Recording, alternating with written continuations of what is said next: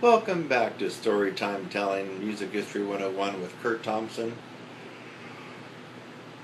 It's time to get sleepy and read some more music history.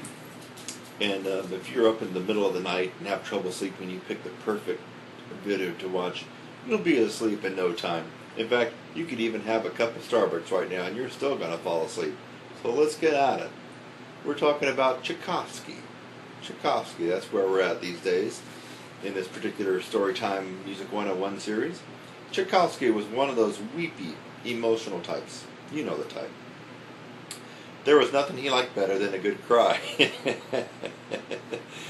If he couldn't cry, he would settle for a long whimper. It made him feel better.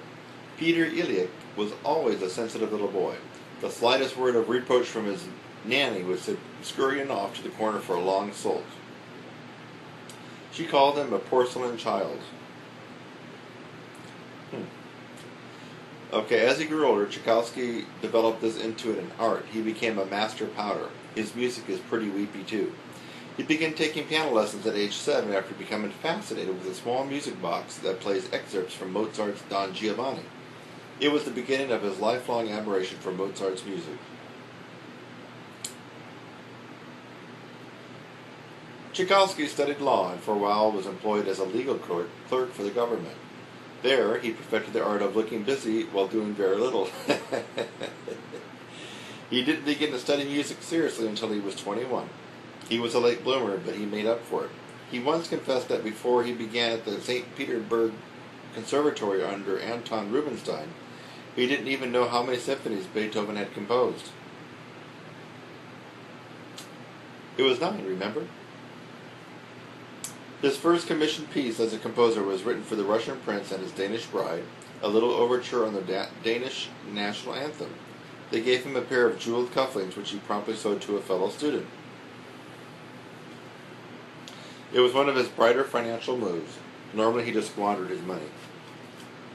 Although he gained fame as a composer, Tchaikovsky never had what it takes to be a good conductor, even of his own music. He was always very nervous and had a morbid fear that his head might fall off in the middle of a piece. Now we got to think about that. Tchaikovsky had a fear that his head would roll off his shoulders in the middle of conducting. Now that is bizarre. So he propped it up with his left hand and conducted only with his right. What? Okay, so Tchaikovsky, when he conducted, held his head like this and proceeded to conduct.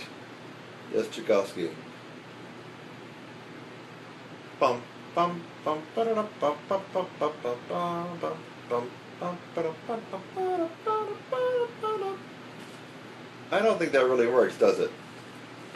And I don't know how in the heck you could get up in front of hundreds or thousands of people and conduct looking like that.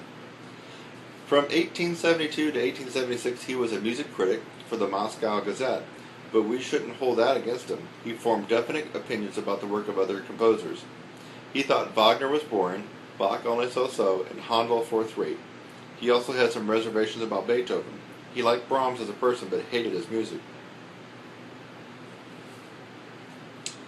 Tchaikovsky's love life was, to put it bluntly, confused. As a young man, he thought he was in love with an operatic soprano named Desiree Artot, but he was wrong there. He even went so far as to marry a young woman named Antonina Milkova.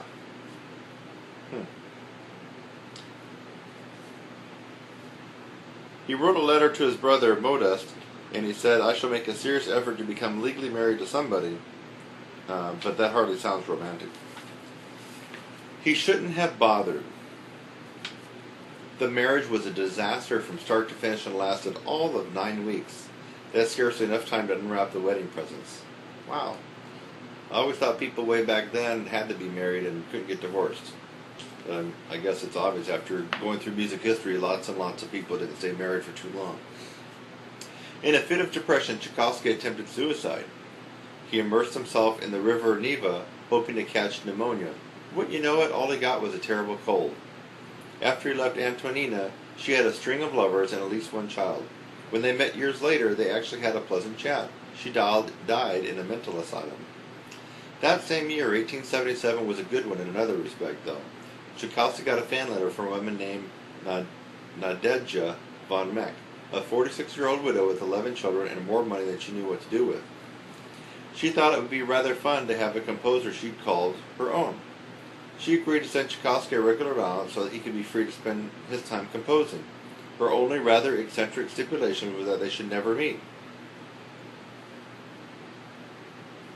You can't make this up, folks. She's sending dude a lot of money so he can be spoiled, live luxuriously, and all he has to do is compose. She has only one condition, that he's never to meet her. It just doesn't make any sense. They wrote letters back and forth all the time for 14 years, but never met each other. Actually, they did actually bump into each other once on the road, but each of them hurried away, too embarrassed to say anything, so that doesn't count. Tchaikovsky was a prolific composer who is best remembered now for his later symphonies and his ballet music, Swan Lake, Sleeping Beauty, and The Nutcracker. He wrote chamber music and other orchestral pieces, including the famous B-flat minor piano concerto. And that concerto, which Rubinstein declared unplayable when he first saw it. He changed his mind when it became popular. Rubinstein wasn't one to miss a bandwagon when he saw it. So Rubinstein didn't like Tchaikovsky's work, that B-flat minor piano concerto, but when everybody else started liking it, Rubinstein liked it. Interesting there. I call that he'd be called a fair weather fan today, wouldn't he? Only 2 of his 8 operas ever really caught on: Eugene Onegin and The Queen of Spades. Vakula the Smith was never a big hit, even after he changed the title to The Shoes. Changing the title wasn't just going to be enough. His first opera, the opera Chiknik, is all about the secret police of Ivan the Terrible. It's not performed much anymore. Secret police were a touchy subject in Soviet Russia, and nowadays it's iffy. In recent years, it has become fashionable to spell Tchaikovsky's name CH instead of TCH, or even Tchaikovsky. This is nothing more than a make-work project for librarians. I, for one, will never have anything to do with this. In case you didn't know, Tchaikovsky is spelled with a T. Tchaikovsky. Tchaikovsky. And they were wanting to just start it with a CH, like the English pronunciation, Tchaikovsky. Tchaikovsky died in 1893, a famous and successful man. No less an authority than the latest edition of Grove's dictionary says that he took poison rather than face the scandal of admitting to an affair with a young nephew of a prominent nobleman. Grove said the story that he died of cholera from drinking unboiled water is pure hogwash. I'm not going to argue with the experts. So I guess it's kind of murky whether or not he killed himself. And he had an affair with a young nephew. So, you know what that kind of suggests, doesn't it? Okay, folks, so that's a little bit about Tchaikovsky. Everybody in the world knows him, and if you don't, you already know the song that we hear around Christmas all the time. The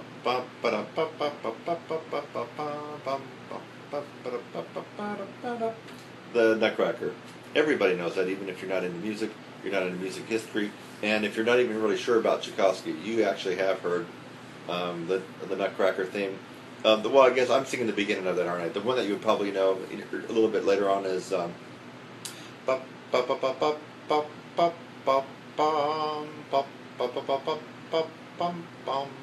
there you go. Now, for everybody else who's played that already knows that that's going to sound ridiculous when I'm doing what I just did. But for the people who aren't music teachers, performers, or don't have much to do with music on a regular basis, and who didn't really know anything about Tchaikovsky, when you heard me sing that, you would probably went, oh yeah, I hear that all the time in the malls in December. There you go. And for people who didn't even really understand what I was saying because you're already in dreamland and half asleep, you can replay this and listen to it again after you've had a couple of Starbucks. Only do that after work, otherwise you might miss your next workday schedule because you'll be fast asleep. This is Kurt Thompson, Storytelling with Music History 101, and I hope you have a nice slumber. Good night.